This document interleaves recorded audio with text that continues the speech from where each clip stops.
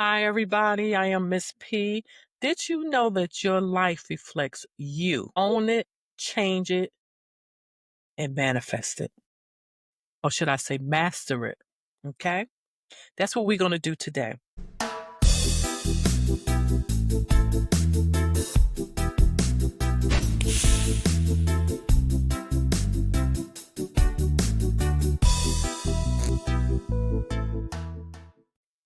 I need you to go ahead and get focused. Go get your tea, go get your coffee, go get your water as I have water. Go tell a friend, log on. See, I got my stuff because this is going to blow your mind. This is no one to blame but self. How do that work? I'm going to show you. Let me pull up something so you can get an idea of what's going on. We are going to embrace accountability, change the mindset, and unlock the growth within you. First of all, you might ask, you might be asking, how can you say nobody to blame but self? For instance, that person that hurt you, they might not even be living, they might be deceased, but yet their words or their painful disrespect or whatever they did is still haunting you. It might be your coworker or your boss, the boss that fired you and treated you like a dog. It might be a family member that live across the country. And it might be when you are in a position when your slides are not working. So with that being said, I'm going to go ahead and do this in memory because I can't blame nobody but me. Okay. First of all, we want to welcome you today because this is called Self-Whisper Unplug. I'm going to unplug a lot of things, okay? And today, we're going to cut through all the excuses so we can go right into our promised land, which is really self-mastery. The self-mastery is going to come in because we can't blame nobody, but no more blaming. It's time we walk into the promised land. Yes. Let me give you an example. Those people that I said might have hurt you, or even was last week you got fired. They are not there anymore, but you carry that pain, those painful words, the painful action into your world each and every day. Especially some of you are still mad at little Johnny who disrespected you 30, 40 years ago. And I would like to say, I'm going to give you the story. I knew this person and a relative of mine, and they were so angry at what someone did when they was living in the South and they was young. It was their so-called boyfriend. They feel that the boyfriend just used them, chased them around because that was the South. And at that time, they said that they would just, you know, get behind the woods and do whatever they need to do. And this person said it was so hard. She was scared to walk home. And that was just they walked miles back then. Well, fast forward, he went in the military, and then one of the ladies knew, and she got pregnant, and he married her. Seemed like lived a good life. She was very upset. You know why? We talking about 40 years later, 50 years later, 60 years later. I'm going to say 60 years later. She held that pain. And I actually had a conversation with her and said, why are you holding on to the pain? Because you didn't like the way he took advantage, of you, chasing you in the woods. But yet you was upset enough that you couldn't deal with the fact that he was marrying this person. I said, it's a possibility he did you a favor. Yes. But regardless, that person said, I guess I really did care for him. And I was shocked because I thought he cared for me. Now he would have put me in the runnings with this other female. He just up and married her. So why am I saying that? Because some of your old elderly family, female or male, you can go to them and I bet you they have a story. Someone will have a story on the one that they let go, that got away. So the purpose of me saying it is she had to stop and realize that that person went on with their life, but yet she was still blaming him and then being hard on herself because she really wouldn't let nobody come in to love her. I unplugged something there. I did that on purpose because, ladies, I have gotten so many counseling, coaching sessions where the woman said she went and she said he's this and he's no good. And I said, well, where's that coming from? It came from the person behind him. But you have to stop. You have to say, how far did I let this person go? I'm going to give you some information about that. First point is accountability. Okay, is power. You made choices in your life, and if you turn around 360, you will realize that everything that you see, these are choices that you made. Now, I'm not talking about when you're young and you really in your mother and father, a lack thereof world. I'm talking about if you were in your world and as an adult and you look around. For instance, you make the choice if your house is cluttered. You make the choice. I know you say, oh, I got kids. You don't understand. I did have a child. People just come in my house and say, no way in the world you got a child. Even if I had a cat, they said, no way in the world you had a cat. And you couldn't even smell a cat. Now I do have a dog and you would not know. Those are the choices I made. You make the choice if you get up and you go to work and you don't do your hair and you wear your clothes, or I know they don't iron their clothes this generation, but it's like really, really need to be ironed. Okay, I'm being a little bit funny. I know y'all don't like my jokes, but I'm serious. You chose to go into work like that. You chose to walk in the door and have that manifested because it was something that was inside you. Okay? You have the power. You have the power to choose. I'm going to have a good day. Even if you get, from the time you get in your car and somebody try to cut you off, that person, I'm pretty sure, has some kind of drama that happened probably the night before or the day or that morning. You don't know what's going on, but don't enter into their world of drama. Okay? Other words, you have to blame yourself in a sense. I'm not going to get in an accident because of what somebody else is doing. I'm not going to go to the job and get into their drama. Okay? You choose. Remember, God said, this is the reason why He said you choose this day, life or death, because you have the power.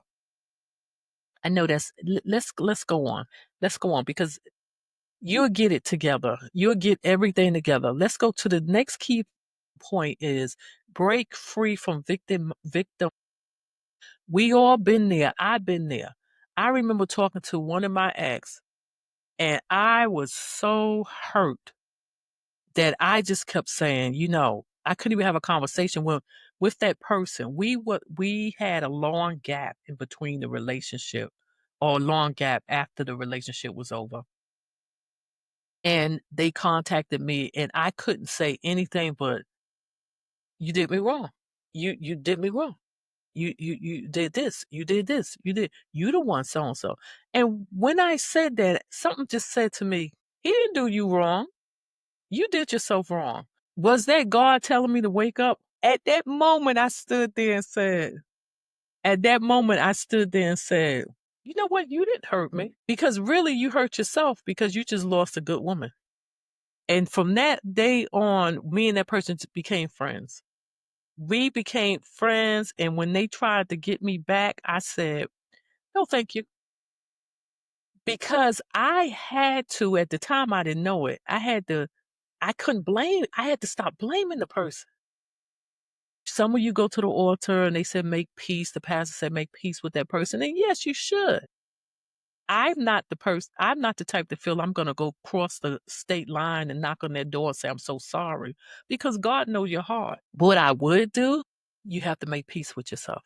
And you might be surprised that friendship might turn out to be, you may rekindle that friendship. But if it's a relationship It helps you. Why do it help you, Miss P? Because many of y'all are guilty of bringing the baggage from the last pass. You make that man in front of you pay for what somebody else did behind you. Okay, I know the men are saying, preach it. But how about the males? You know, if the woman cheated on you, and I do counsel men too, I have heard the stories, the repeated stories on, it's no women's out here. They're all whores. I said, why would you think that? Why do you say that? Because they feel that she was a whore, the last girlfriend. So then they're not going to respect the one in front of them. Oh, that's good. I'm going to have to sit back. I want you to digest that. Now look at it. The third one is good. You shifting your thoughts. You shifting your life. What am I trying to tell you? Soon as those thoughts come, because I know you're going to say, I just can't stop thinking about him. Listen, if you stop playing Let's Get It On between the sheets, you understand? I can't even go back. Oh my God, memories. Wait. On that midnight train to Georgia, as you see, I am letting you know. You probably know my age, but I'm way in Motown. Do you understand what I'm saying? I understand what you're feeling. But when you start putting these things into your life, not that you can't stop listening to music, but I'm telling you, when you in between relationships or you just got your heart broken, don't listen to. I recommend do not listen to all of those the slow jams and remember slow storm and all of that. Don't do it because you're gonna be walking around. Listen, I remember I had the headsets on, and I just was like, I'm so lonely. I'm so lonely. But then and I had this in my ear, and I said, "Oh." And then I went to my job, and we worked 24 hours there, so they would had blasted music, and it was the love songs would come on. I mean, when you're in a situation like that, you can't go tell them take that, change that, change that. You can't get mad, but you understand what I'm trying to say. Stop letting it affect you. It's your reaction. Kind of like I just close my ears. I mean, if it's a song that come on, I say, "Oh my goodness, I remember that song." Because if you notice, every song will take you back to a relationship you had. So I hope that helps somebody. I was trying to unplug it, but you can control your thoughts. What's going in your ears? That music. Don't sit around and listen to slow jams, quiet storm. I don't even know if they have that if it exists. The next one is healing begins within. Everything I do, everything about my business, self whisper is what's going on in the spiritual realm. It's what's going on inside you. Some of y'all say, is there really a spiritual world? Well, you need to go ahead and get my book. Matter of fact, we're going to go ahead and start right now because I want to sponsor Spiritology. Spiritology is available everywhere. If you have been church hurt or hurt by leaders, whether it's gang leaders, corporate leaders, educational leaders, even if it's your parents, if you have been hurt or compromised or even traumatized in a sense where you can't move forward, I recommend that you get a psychiatrist, seek counseling, okay? If that issue is really a medical problem, because I can't diagnose, but what I can do is I can help you because I'm a holistic coach. I can help your mind, body, and soul because I deal with what's going on within. Okay? That does not take the place of a psychiatrist. So your healing is within. It's how you see yourself. And remember the Israelites, when God actually sent them up to spy on the promised land, because some of y'all say, I don't believe in the promised land. That's the Old Testament. Oh yeah, but see, God is your yesterday, today, and tomorrow. So he sees everything and he knows everything. So if you look in that Bible a lot, but most everything is telling you something about how you're supposed to live today. So when he sent them up to the promised land, that right there can be sending you up to your job, your new career, having you look and say, I'm going to get my education because I want to be a doctor. and you're looking at it and you start meeting people, especially in your family. Do you really want to be a doctor? Or you go and you take a trip before you go to college, and you take a trip where they show you, all the doctors and they working and all of that. And you say, oh no, that's just too big for me. That's what happened with the Israelites. They seen themselves as that small. Do you understand? That small. So you have to ask yourself, and I go back, the healing is within, because you have to ask yourself, who is doing this? No one didn't go up to them. They had a picture in their mind that God said, no, that's not who I said you are. So you need to know, first of all, who God said you are. And then once you do that, you won't think you are this small in life.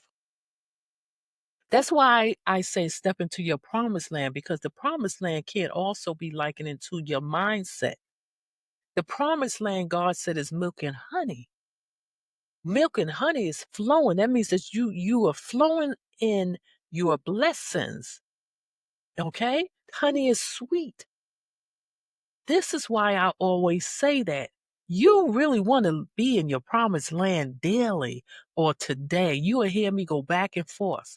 And people say, I don't know what that means, but I'm telling you what it means. Miss P, do you want me to be perfect? God didn't say I have a perfect land for you. He said a promised land, because this is what I promised your forefathers, Abraham. Yes, I said it. If you want to know more, you know where you need to go. But for those of you who say, you know what, I need to know where that is in the Bible, I'm going to go straight there before I go into my team asks me some questions. Job 22:28, you shall decree a thing and it shall be established for you. What is God saying? Decree, speak. I feel decree is really you just boldly saying it.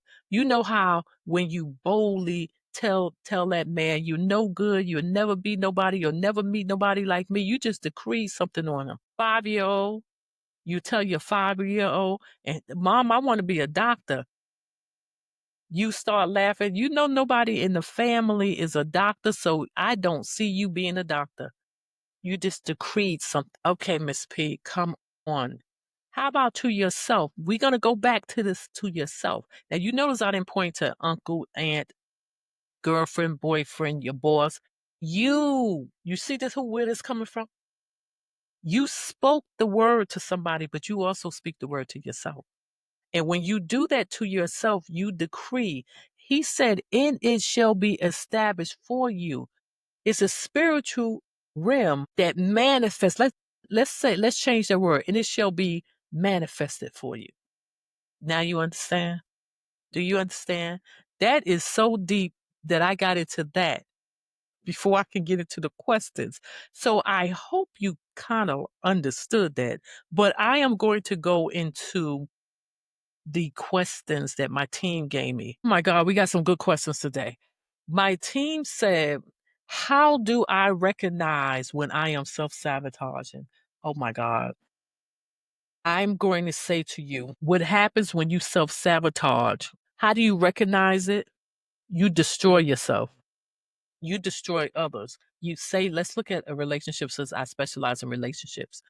You are in a relationship, and the last 3 relationships you had, the man ghosts you, went MIA, I believe, missing in action. Did I say that right? I wonder did I say that right? Missing in action. MIM, what did you say? MIA. I said it. Well, the person just literally left you. So you go into your next relationship, and before that, all of a sudden the person have to go out of town on business, but they don't call because they busy. Oh, you start going, what's going on? What's going on? You start going crazy. You start saying, oh, and I don't say literally crazy, but your anxiety level go from 0 to 100. You on the phone talking to the wrong people. So my girl, this look like another one get ready to leave. And you know what you do? You say, oh, I'm gonna leave him because he ain't leaving me. self-sabotage. You block him. How about the job? You go to the job and you self-sabotage it. You know you on the job, and I remember I was at a job with sales, and the company was moving everybody to sales because when people when they start a lot of the customer service companies start realizing the money was in sale, everybody had to know how to sell, and everybody don't know how to sell. And this one person, a coworker, she used to complain every day, and she said they gave them so many weeks, and they was gonna let people go, and she was like, they trying to make me sell. I'm not selling nothing. I don't believe the people selling. But she's standing up there, and I didn't say nothing to her because I was one of the top 5 people that knew how to sell. And I'm like, well, I don't know what to tell her because that was her belief. I didn't fight her on it. And she never questioned me. She had the opportunity to say, "How do you do it?" Needless to say, she was gone. I know she said that they told her she had to leave. It was a lot of them that left. But what happened was, I feel she self-sabotaged it because once they said you had to sell, instead of her getting more information, education, she literally was convinced. She convinced herself that this ain't sales. They must be cheating. And I'm like, how could it not be sales? When you pick up the phone, somebody's always selling you something, you know? So she's went into that step of saying, well, no, I don't believe that. So sometimes your belief make you self-sabotage. That was a great question. That's a great question. The next one is, what's the first step to real accountability?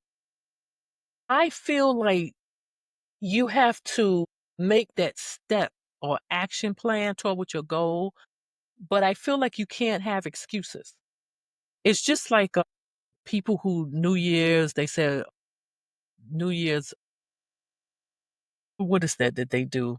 Resolution, whatever, every year.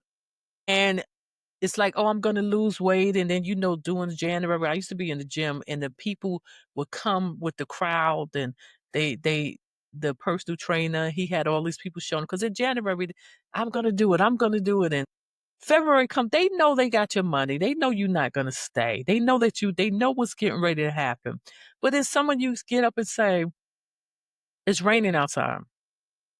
Stop the excuses. You have to be accountable for your actions and your choices. This is why no matter who you point the fingers at, it comes right back to you. I am not saying it was your fault when someone harmed you when you was young, teenager, or somebody harmed you as an adult. I'm not saying that.